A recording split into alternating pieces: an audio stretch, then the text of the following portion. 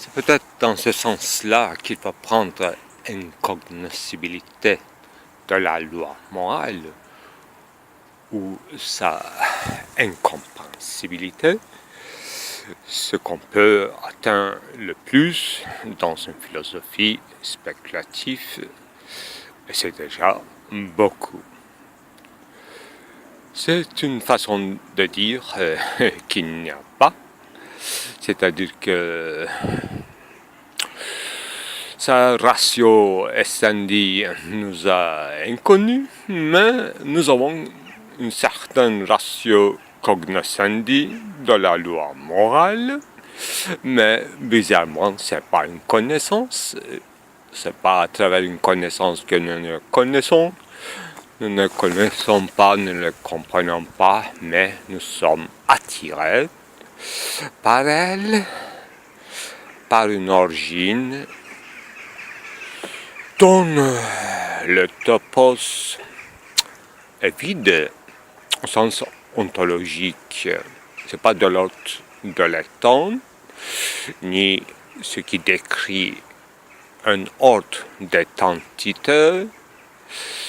ce qui presque rien à voir avec une société, c'est-à-dire anthropologique, c'est-à-dire une société, une communauté donnée historique, localisable dans la géolocalisation, dans un point du temps et de l'espace. Non, il n'y a que cette possibilité, donc un dynamisme qui suffit à prouver que nous sommes des êtres partiellement rationnels et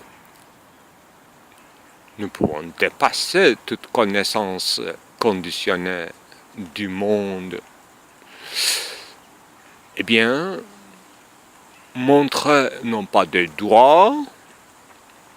mais un horizon élargi qu'on a commencé à appeler l'humanité, ne serait-ce qu'une idée vague.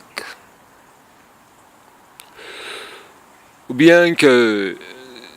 n'est pas de facto réalisée et elle reste une supposition de juré, ou bien elle est en devenir à laquelle nous devons participer, apporter notre grain de blé. Voilà ce qui est en train de se faire à travers son idée. C'est l'humanité advenante et son tâche qui s'étale à l'infini, ça n'existe pas. Donc à travers cette mince ratio cognoscenti qui n'est qu'un respect ou vibration de l'âme, pour ne pas dire crainte et tremblement,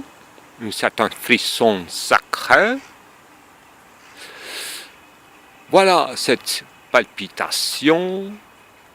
qu'on appelle respect et qui n'est pas un sentiment parmi les sentiments, qui a coupé ses liens avec crainte, mais qui a gardé quelque chose de la chaleur ou froideur sacrée, de la frisson, une certaine retour sur soi et sur ce qui est en dehors de soi, juste au-dessous de soi ou dessus, qui ramasse dans une laps de temps, en un tout, en un éclair qui devient une idée ou une participation à l'idée, à sa construction, à sa régulation. Là, l'acte est secondaire. L'action, c'est-à-dire passage à l'acte, est obligé, mais l'acte même suspendu à ces conditions, à ce break, rupture, cette discontinuité qui fait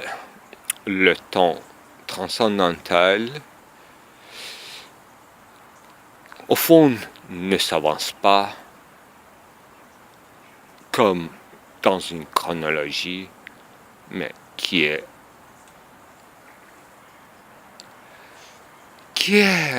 investi comme un moment de fortune qui n'est pas hypophysique comme des forces occultes, c'est-à-dire des mauvais génies ou des bons génies. Mais n'oublions pas que cette scène n'est possible qu'avec une meurtre fondatrice et continuelle de la mauvaise génie ou bien de mauvais dieu de Mazda, manichéisme. C'est là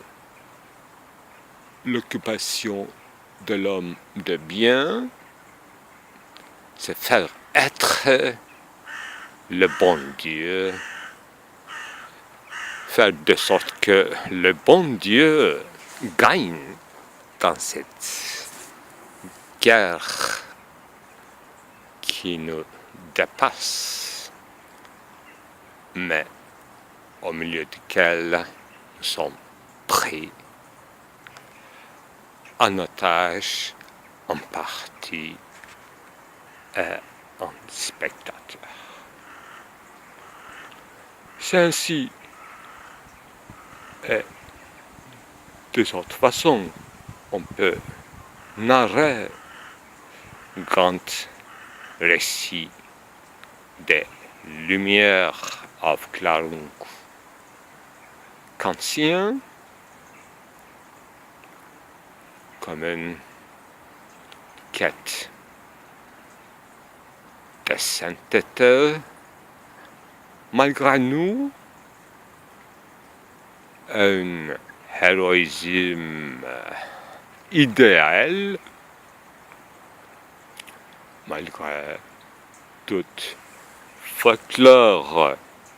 et anthropologie, des grands récits légendaires, comme récits ramassés plus tard dans un texte à la manière d'une fable citée dans le procès de Franz Kafka devant la loi. Sans nom faire signe ou indicateur, tout cet agencement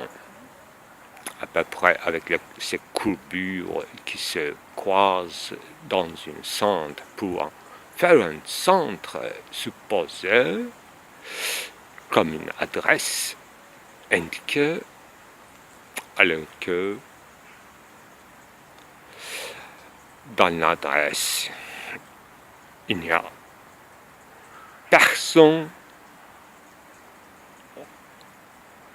et rien ontologique. En dehors de se faire signe et indiquer ce lieu avec les courbures, c'est-à-dire nos tâches qui se relancent veulent la loi morale, mais qui tombent sur terre, pour ne pas dire qui tombent vers le haut, comme disait Emmanuel Levinas vers la fin de son livre, en usant de cette image baroque, tomber vers le haut. Voilà, destin destinal de l'homme, tomber au moins vers le haut, et non pas verticalement en bas, selon les lois de gravitation newtonienne. C'est sa dernière relance moderne de la philosophie, et loin de substance, son devenir avec un référentiel, avec ses courbures sur une surface de Riemann,